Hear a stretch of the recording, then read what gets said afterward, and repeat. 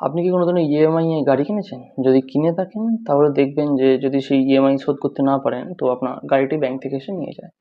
আর এটিই হতে চলেছে আপনার সাথে বর্তমানে ফোনের সঙ্গে। আরবিআই এর ডাটা অনুযায়ী আমাদের কাছে যদি ৩টি ফোন থাকে তার মধ্যে ২টি ফোন হচ্ছে ইএমআই এ কেনা থাকে।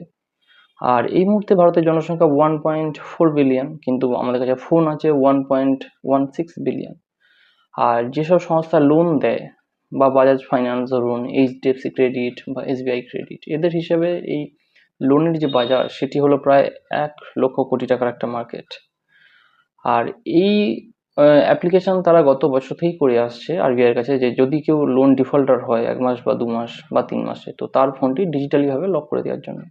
কিন্তু গত বছর থেকে আরবিআই এই হিসেবে কোনো কিছু দেখেনি। কিন্তু বর্তমান পরিস্থিতিতে আরবিআই এই ব্যাপারে তাদের যে অ্যাডিশনাল গভর্নররা আছে বা এক্সিকিউটিভ যে গভর্নর আছে আরবিআই এর, তাদের সঙ্গে এই ব্যাপারে মিটিং চলছে এবং আরবিআই খুব সম্ভবত 1 মাস বা 2 মাসের ভেতরেই কোনো একটা ডিসিশনে আসবেন। এবং ক্রেডিটরদের মতে এই ডিজিটালি যে ফোনটি লক করা হবে তাতে আপনার পার্সোনাল ডাটা, প্রতিটা জিনিস প্রোটেকশন থাকবে, কিন্তু আপনি ফোন ব্যবহার করতে পারবেন না যতক্ষণ না ইএমআই আবার এই হিসেবে দেখতে গেলে আপনার যে টোটাল ফোনের যে কন্ট্রোল সেটা অল ওভার চলে যায় গভর্নমেন্ট বা ব্যাংকিং সেক্টরের কাছে। মানে আপনার ফোন আপনি কন্ট্রোল করবেন না, কিন্তু ওই বাইরের একটা সংস্থা বা যারা ক্রেডিট দেবে তারা ফোনটা হ্যান্ডেল করবে। আর ভারত সরকারের এই ডাটা প্রোটেকশন নিয়ে একটা অ্যাক্টও আছে 2023 সালে, ডাটা প্রোটেকশন অ্যাক্ট 2023। তো এবার দেখা যাক কতটা কিভাবে ইমপ্লিমেন্ট করা যায় বা ট্রান্সপারেন্সি কতটা থাকে এবং আমাদের ডাটা প্রত্যেকের কাছে কতটা ইম্পর্টেন্ট